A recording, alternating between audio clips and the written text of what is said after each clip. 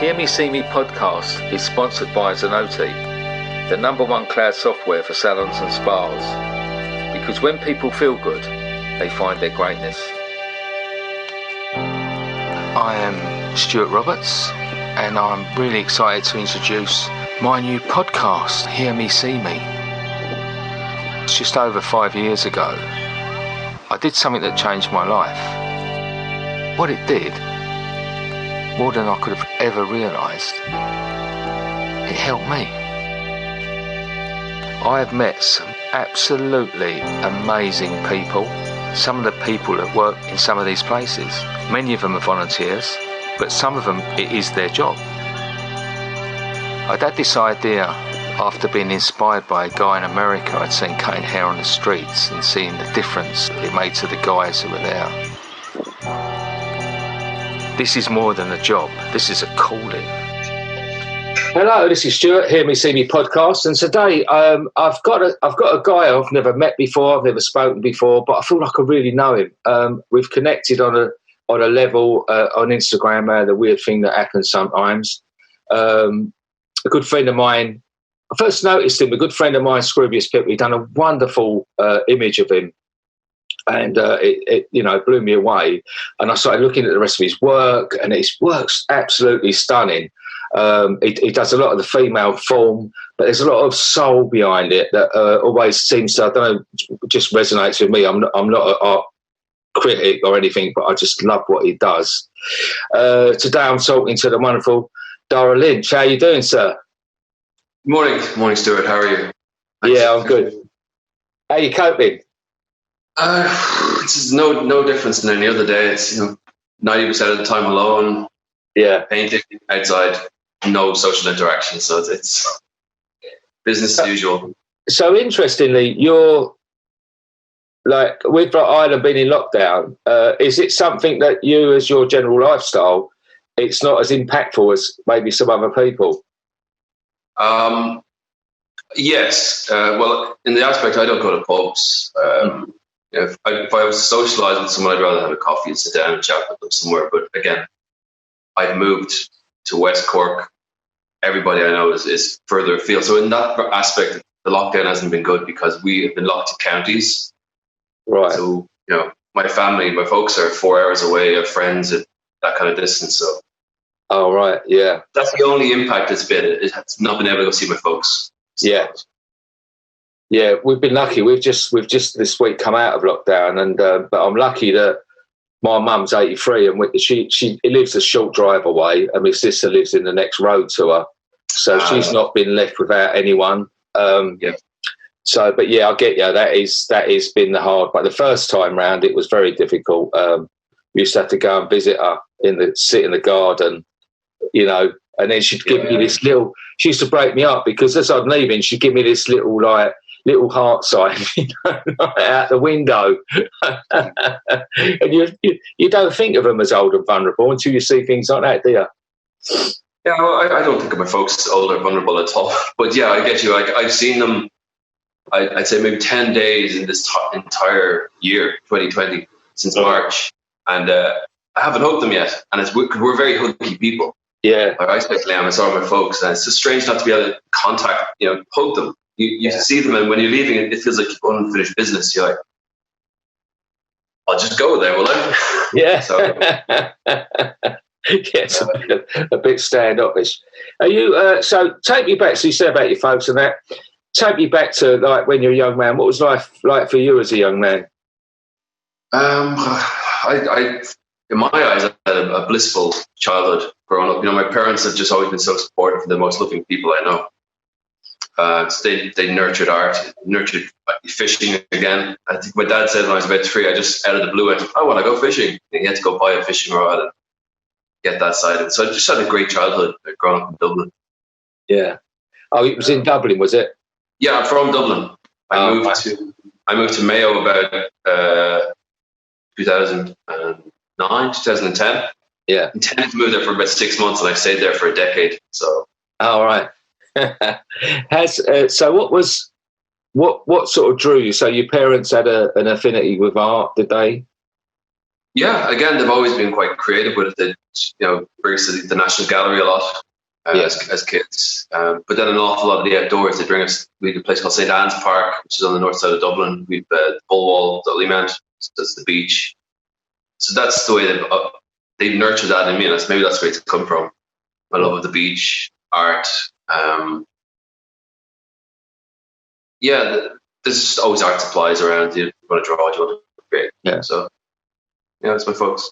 And it's a beautiful part of the world as well, isn't it? It's very inspirational. Like, I love Dublin. Yeah, I mean, you can go into the Dublin city centre and be guaranteed to meet someone you know. Yeah. It's not a huge city, but it's a welcoming city. Have you been further outside of the city, or have you gone to the countryside? Or? When I mainly, like, when I go to do haircuts from us, it is all around Dublin, because we work from the Capuchin Day Centre and the wonderful brother Kevin. So he's a lovely man, isn't he? Oh, it just makes me feel so humble, like, because you think you're trying to do your best, and then you meet someone like him, and you just feel you fall so far short, like of your potential as a human being, which is not. He doesn't even make you. He doesn't do that on purpose. It's just such a wonderful person, But yeah, I've been years and years ago. I've been more Southern Ireland. I've got family in Carrick, next to Waterford, near Waterford, Carrick on Shore, and it's funny because that sort of. I've got a bit of a two lives going on, because I'm sort of 14 years sober. So the early part of life is different to this one. and the early part, when I fitted very well with life in Carrick, like it was the pubs and social. Yeah, they do have that. So welcoming and social, and we went back last year to my brother-in-law's had a birthday out there, and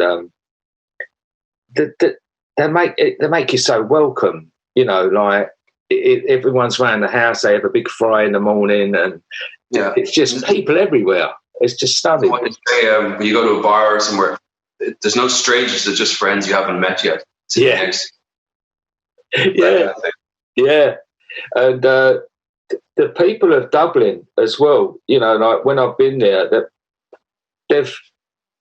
they've shown such character. I mean, people in, I get to meet the people in sort of very, very poor circumstances, or, unlucky circumstances. But they've got such pride, and such camaraderie. There's a real strength in the Irish and the Dublin culture. It's very impressive. Yeah, something we pride ourselves on. Yeah. So explain your work to me. So where did you? What would have been your first sort of? How would your work been? Because I haven't gone a long way back. What was your? How did your art start back?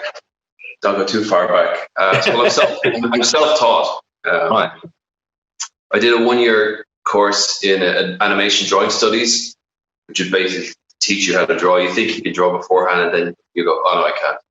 Yeah. And you do that for the year with the anticipation of going into animation, but I started training in the animation and it just wasn't for me, so I left. So the painting aspect of it is all self-taught. Yeah. That's kind of where I began with the training on it. Yeah. I've always just painted, but I've had, what we call conventional jobs, what a lot of people call real jobs, along the way. And I went full-time art in 2008 when I got made redundant from a company. Yeah. That's when I just threw it all in and began full-time 2008. So, it was what strikes me about your work is the real human part of it.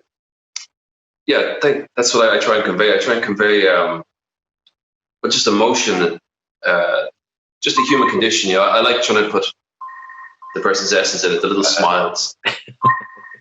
Yeah, the two aspects are like the figurative work and the nudes. I love painting, but I don't enjoy painting landscapes outdoors and skies and seas. I just can't. It doesn't do anything for me.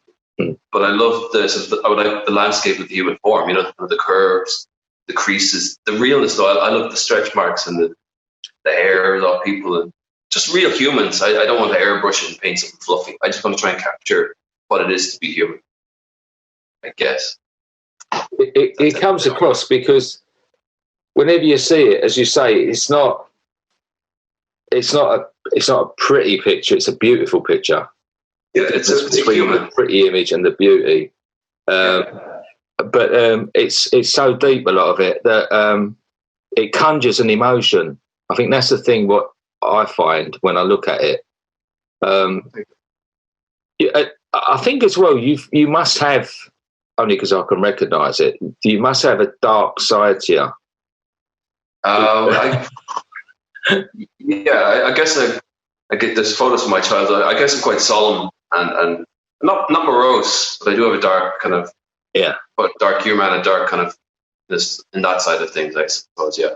Yeah, because you've done that portrait and the one where there's like different images of you, like almost like battling yourself.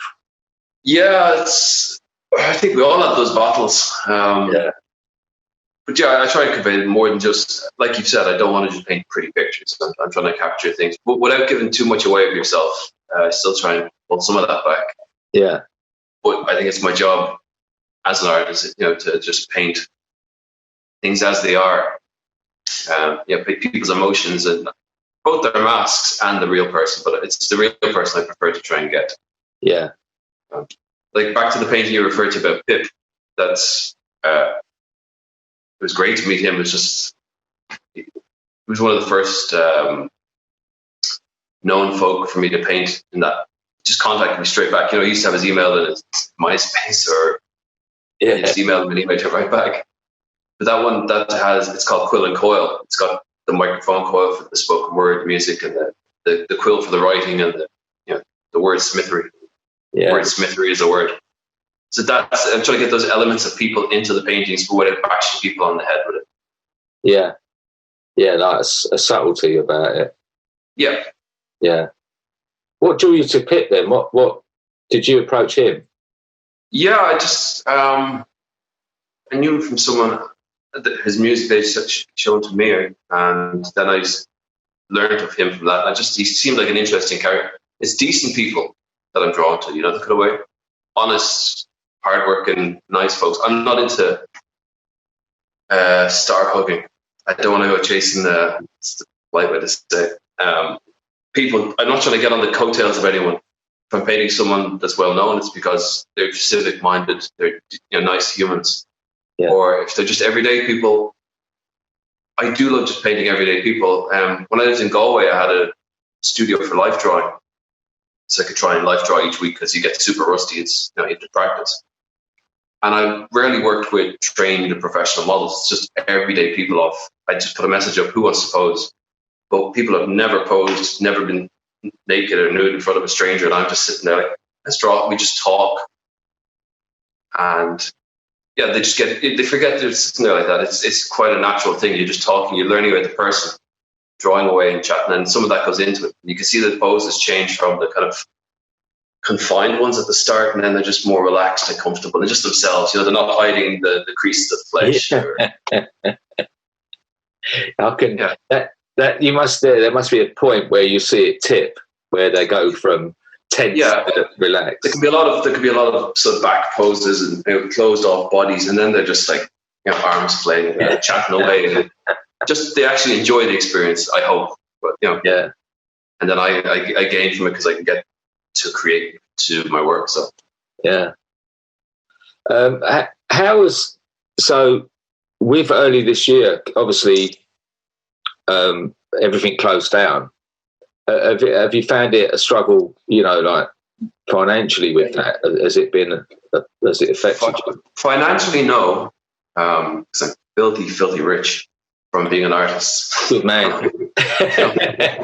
I don't make a living, I make an existence. But I live frugally anyway. The biggest impact has been actually I haven't been able to work with people. I haven't been able to do photo shoots for paintings.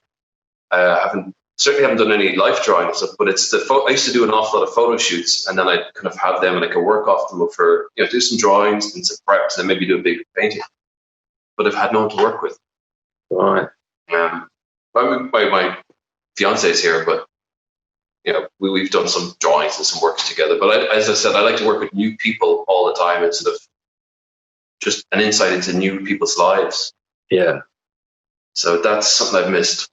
But that's been the greatest impact. Financially, my sales have always got to be kind of the same. Like my bread and butter is the smaller end of the market with drawings, portraits, family portraits, gift portraits, and they'll keep my utilities paid.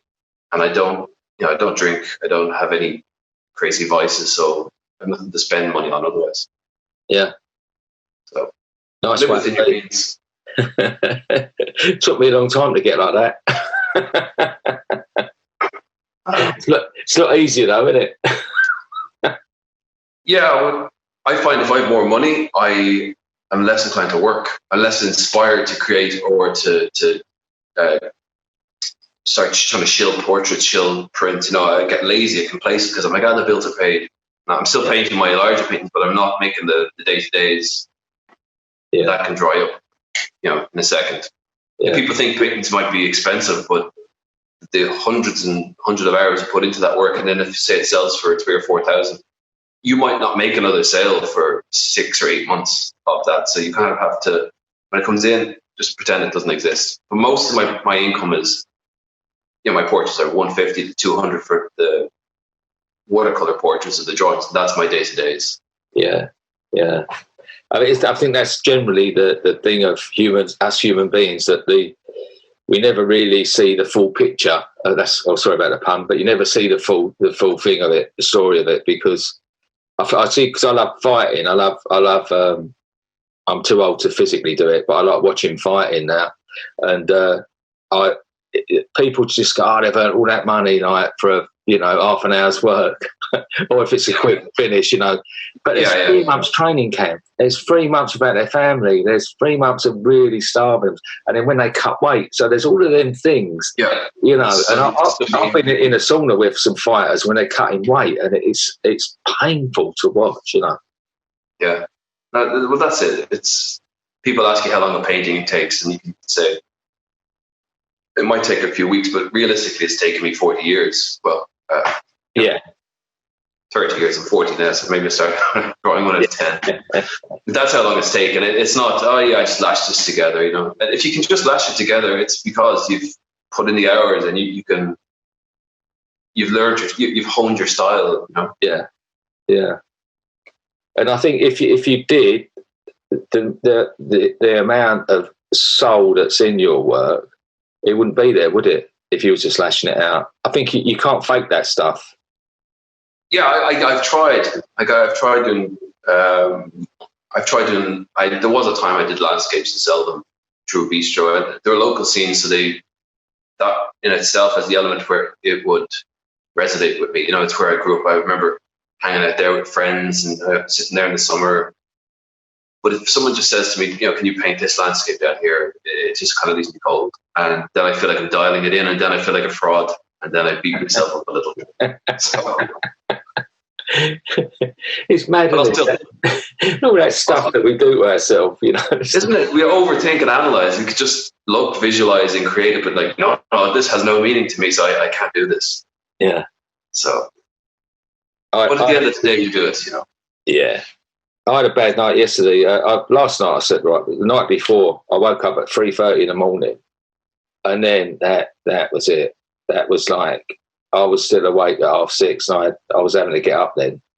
And just overthinking and all of this stuff was so like crucially important at 3:00 in the morning and 4:00 and 5. But then you wake up and you think, I don't even really know what I've been thinking about. Like, what is this thing in our head? I don't know. That does this to us. But I'll do it for positive things as well, because if I decide that I'm going kayaking, taking a mental health day and just going to go kayak the next day, I'll lie in bed for hours thinking, okay, I have this rod and this rod, and I'm going to put this rig on this rod and this one on this, and I'll have these, but I get there, it all goes out the window. You don't do any of it. So. Yeah. But it's equally the other way. I stay up late anyway. So if I try to go to bed, I will lie there overthinking. Yeah. So I prefer to paint all night, and then when I fall dead tired, I go to bed. and I'm gone. Yeah. So. Sleep of the righteous. Are you, so that's interesting what you said, because you said, when I take a mental health day. Yeah, I think it's important. Like I work hard. I work long hours, you know. I'll get up to the crack of 11 or 12 usually, but I'll paint till 7 or 8 in the morning. Right. So, during the day though, there's an awful lot of, there's admin, and, you know, you have to go do this, there's housework, there's responsibilities of being a human being in society, you know, interactions. But then when I get in the studio properly, so maybe 8 or 9, I'm just in there. Yeah. And that's when I, you know, work. So then when it comes to mental health days, I don't feel guilty then if I decide, right, the weather forecast tomorrow is a nice window, I'm going to just take the day, go out. Yeah. It's important. It's important. I think language is really important to me. And I think a lot of people could learn from that, because you're not saying I'm going to book today off. I've booked a health day. That's really bad. I don't like days off, and, you know, I don't view it that way. It's going out there, and I'm going to the outdoors. If it's just a walk, it doesn't have to be fishing or kayaking, or just to get out, sit in the shoreline. Yeah. Look for like these little mermaids purses, you know, these little they're shark cases, egg cases. Oh yeah. Just collect them up, and, you know, just get out in the shoreline, walk the shoreline, looking there, and if you're put a focus on something like that, it's kind of like meditation. You're walking the seaweed line and you're spotting for interesting things. You're not up here torturing yourself, you know? Yeah. So yeah, mental health, definitely. Yeah. That's I think that's really, I'm going to use that. I'm definitely, you know, like, I'm going to book mental health days off. No, I said off. I still said off. You know. It is, but it's important. It's nurturing that part of it, because if you stay indoors constantly, you'll just drive yourself mad. Yeah. Or if you're cutting every day and you're doing great work, but it's going to start, you know, it takes so much of you, I'm sure, that you'll just burn out. You know, you just be like, oh, I don't want to see people today. Or yeah. So you do need that time. And again, that's all the things I do are focus based, I suppose, with me, in that if I'm looking in the rock pools, I'm not thinking of, you know, I have to do this, I have to do my returns, I have to send those emails. You know, if I'm standing watching a rod tip in the pitch black at 10 o'clock at night, I'm just watching this little neon light, just the anticipation of it moving, and that's all I'm focused on. So yeah. And I come home and Gina is just like, you're so different when you come back, and I'm like, hello.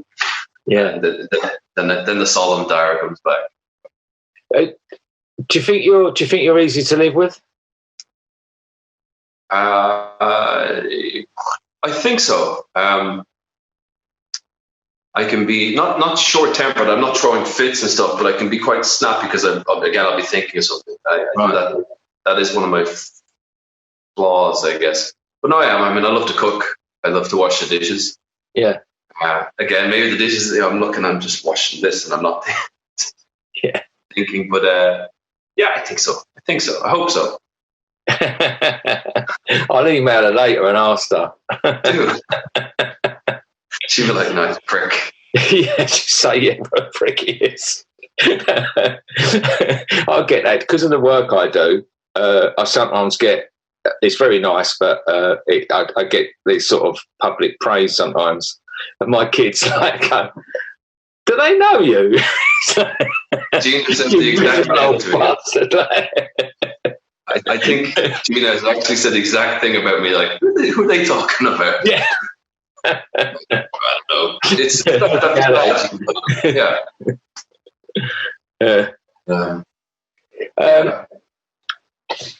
So, what would you say is sort of the main driving force for you to keep working? What keeps you working? Because we're all just dust in the wind, and we're spinning out of time on this existential, you know, time is not slowing down, and we're spinning to the grave. So I just want to leave my footprints in the sand. No, it's I'm just always driven to create, and I always think there's not enough hours, not enough things I want to get done. I do question it sometimes when I get too deep and say, what's the point? Like, I'm sitting here are standing and pushing coloured dirt around mixed with oil on something, making a picture of something that already exists, or work based on it. But that's me breaking everything down to the futile level. That's like a chef saying, "Why would I make a nice meal when it's just sugar and flour and stuff?" Yeah. So that's too much on it. I go that way on it, but what drives me, I suppose, is I want to affect people. Like when I get back to that, I think, what's the point of what I do? And I realize what I do is the solace for people. Like the frontline workers could be out saving lives, doing important stuff. Surgeons could be helping people and saving lives, and they're exhausted. And then they could go home and listen to the music that soothes and calms them. They can watch the movies or TV shows. Or what I do, they can look at the art that they bought and they love that painting, and it could bring them to a place that they used to be, remind them of an old lover or something like that. So I think I'm kind of that side of the solace. I think that's what I can bring to the table. Yeah, I can really see that. And that's the thing of it. It's because of the emotions that your work conjures. It is something that keeps giving, but that I do recognise that when that you question what you're doing. I get that myself when even with the homeless. Well, I love what I do. I've been doing it a long time now, but every now and then I just get overwhelmed by it's almost like a futility, because when you have, like yesterday I met a lady. And she had long hair, and she wanted it all cut in a bob. And it was the worst time. I only had wet cut equipment. I didn't have any styling, and I thought, oh no, I could do without this today. Yeah. But when I'd finished, she was beaming. I put a little picture of her face, and she was beaming. And it makes the hairs on my hands stand up, because the connection that I had with her.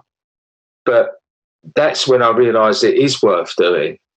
But sometimes in the general picture, I think, what are we doing? We're scratching the surface. We can't really make a difference. It's that you're torn all the time. You understand what I mean?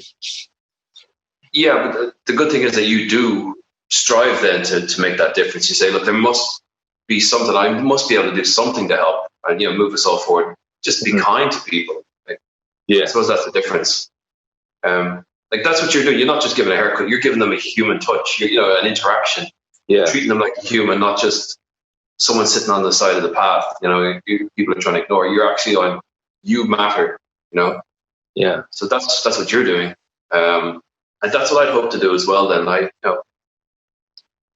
I'll explain this without. A lot of people post to me. They'll have body issues, as we all do. I'm not too comfortable getting my top off in front of people and stuff. But a lot of people afterwards will say that it helped them. They found themselves looking beautiful in the images, but the entire experience, it kind of relieves them of any kind of tensions on that. And that makes me feel good in return then. And it quells that self-loathing for maybe half an hour.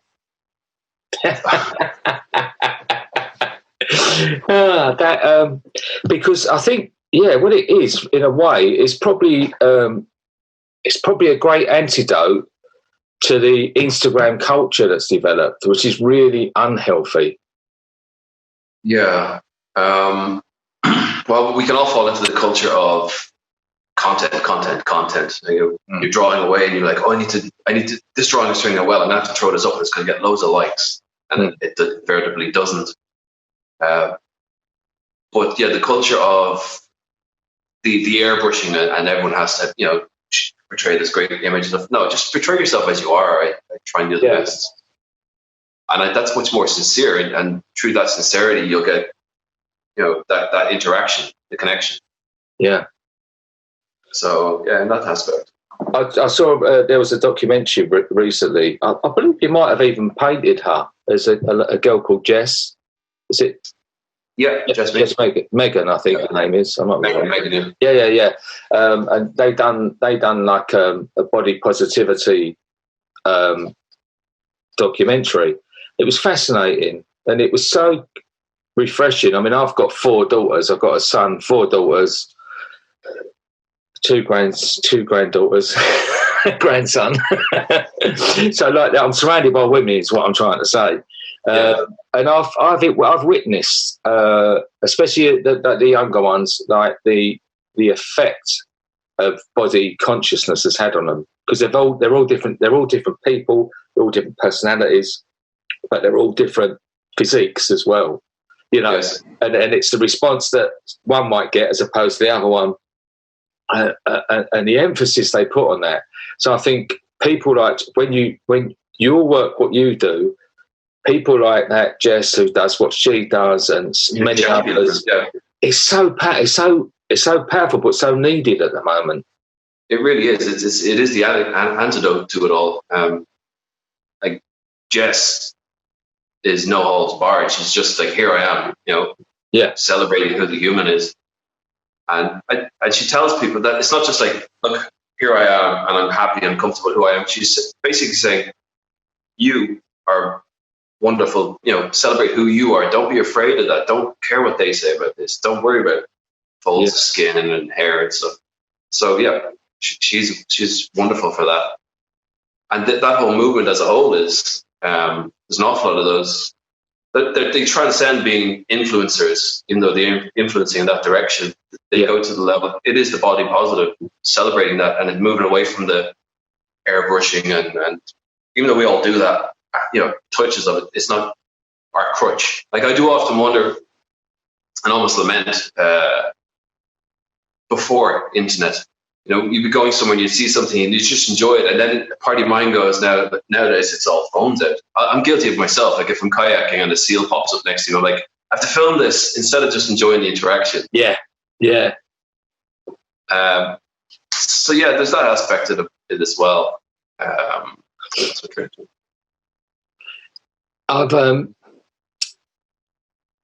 I've been interested to think as well. Like you've said about different things about your work and aspects of that. What's your opinions and what is your feelings about faith? What sort of faith have you got in this world? Religious faith? Whatever. Any? No, I'm from the school of, I was raised Catholic because in Ireland in the 80s, you had to be Catholic to get into a school. Yeah. But my folks don't have a religion. I don't. My religion is just be nice, don't be an asshole.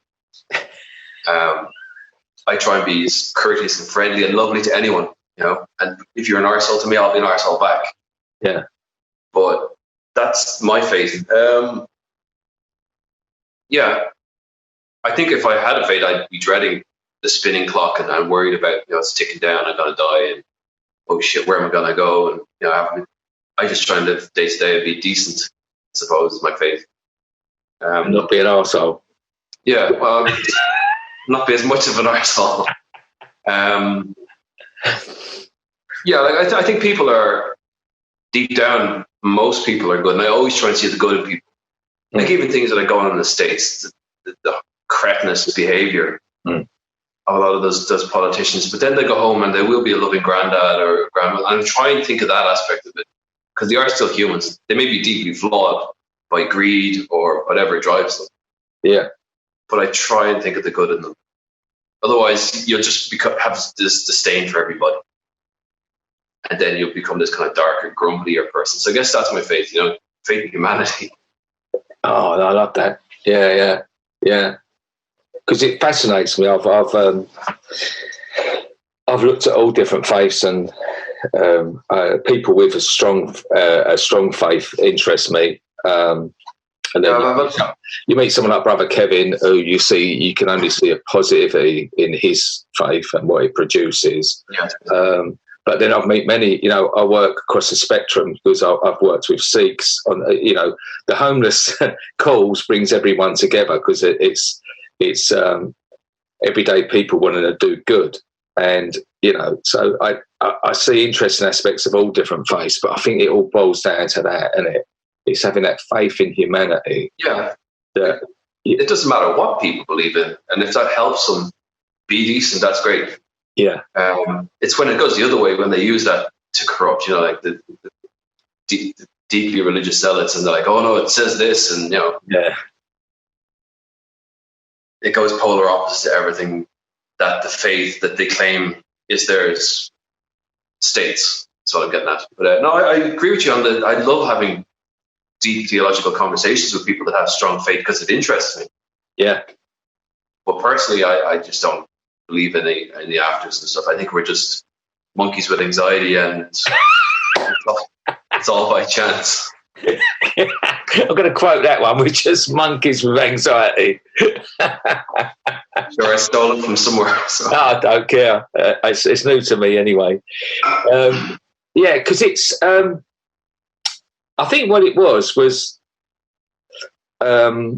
your work. A lot of it seems very iconic. You know, like no, iconic's the wrong word. You know, like it's got that religious aspect to it. Yeah, that's probably down to the lighting. It's quite like I use contrasting, strong lighting, and that kind of makes the figures look that way, I suppose. Yeah. Yeah. So that's just all by chance, I think. Unless that's what you take from it, then I intended it. Yeah. Well, yeah, I've got that. The thing as well, I find, and you said you're not classically trained, you're self-taught, but when like you sometimes hone in on areas of a certain image, and it's the detail is so fine, you know. That's self-taught. Well, I say self-taught. I mean, I use YouTube tutorials for years. Yeah. Before that, it was just trial and error because I didn't have YouTube. It was practice and practice and practice. What I've learned, the details, you get more finesse because years ago I might have done a painting. Start the painting and do one pass, one layer, one pass. You paint the painting, there, I'm done. But if you come back to it again, it's like anything in life. If you reappraise it and go, look with it fresh eyes and go, well, I'll do this again. And you basically paint the same painting on top of itself 6 or 8 or 10 times. And each time you're adding things you didn't see before, little flecks of color, dimples and stuff. Yeah. Yes, that's that level of it. It's why it's getting better. It's kind of hard to eradicate a lot of the internet. You spend hours on Google trying to get spiders to climb through random old websites you had when you were 20 going, how do I get this stuff off the internet? But to drive that, then I just try and paint better for myself. But you put that online and push the other stuff below. So hopefully be left with just. Wait, is it sometimes difficult to then say that's enough? Is it? Yeah, I never finish a painting. I just give up on it. You kind of go, yeah, there. That's what I was. You've had enough out of me. You're done. Yeah. You're done. I'll always have maybe 6 to 10 paintings on the go. So you can kind of jump back and forth to them. And then it is a lovely day, that last day when you're at the finish line. You're just using the tiny brush and you dab and you put little flecks and marks. And you stand back and go, yeah. And then you come back the next day and you just walk in the studio and you see it and you're, it's a piece of shit. But it's that because then that happens, you go, right, the next painting is going to be even better. And that drives you. Yeah. I think if I got happy with all the work I did, I'd just sit back and just become stagnant. Yeah. So, that's what drives me, I guess, is to create something better. Put more narrative, put more emotion into it, which is something I'm guilty of not doing because of when I do photo shoots. Again, no one showed me how to use the camera. I try to, jiggery poke, figure it out. It's the way I shoot it. People kind of are quite stagnant into the pose. I'd love to put more emotion and people interacting, multi-figures. So that's my next goal after COVID is multiple people in my paintings. Yeah. Which require multiple shoots, which is more, people's schedules, logistics. Yeah, good luck with that. That's going to take a little while, isn't it? Well, I think the first step is to shoot them outdoors. Yeah. So nighttime shoots, on beaches with torches. Oh, yeah. That's kind of how I worked. Like the secret behind the Pip one actually is, I'd never met Pip. We met in a friend's gallery in Dublin. We went downstairs to a spray paint shop that was downstairs in the basement. Then we went into the closet, which is, the storage closet. And I had torch stuck on a mic stand hanging off the shelf. Sat Pip on a seat and we shot him there for maybe an hour, I think. Right. And then off we went. So I shoot just like I paint. It's all just a chance of my arm, I think. Yeah. Limitation leads to creation, they say. Exactly. Another fine one. So it's looking like, I mean, is it out of lockdown over there now? No, we're in from level 5, which was within 5 kilometers of your abode, which works in the cities, but down here, you have to drive 7 kilometers just to get to the shop. So, but now we're in sustainer counties until the 18th of December. Right. Then you can travel around Ireland. It's purely so they can placate people, so they can see family and stuff for Christmas, because it probably pushed the numbers back up. But that's going to be the fact. There's still going to be go out of county to other counties, but they don't want too many households mixing. I think it's 2 households can visit one. The wet bars are still closed, but the gastro pubs and restaurants are open for inside dining now. Yeah. Well, hopefully, if it runs its course, by please God, next summer, or just getting out there. But I would really love to come and see you one day. Like if I'm in Ireland. Sure. Oh yeah. Wow. Yeah. You're always welcome to. I love people visiting for short term. I won't overstay me welcome. No, like old fish, isn't it? After 2 days, guests start to smell like old fish. Yeah. You're always welcome to. Yeah. Well, when I finally get back to Dublin, is what I'm saying. Maybe I'll take an extra day on, and I love the excuse to go to Dublin as well, though. Equally. All right. Well, come and see us at the centre. Yeah. It goes without saying, but yeah, come and see us at the centre, because if you love people, the people there, honestly. Yeah, I love the stories you can get from people, and look at people in the eyes, I suppose. Yeah. You'd love some of the people there. They're just. And I think that's what I try and do. We sometimes get a bit of flack for taking pictures, and so my answer is to them that we're very respectful. We make sure that they're 100% okay with having a picture taken. Yeah. But B, you'd be surprised how much they really relish the thought of being acknowledged and having their image taken. And then lastly, what I try and do is just get that look to camera so I can see into their eyes.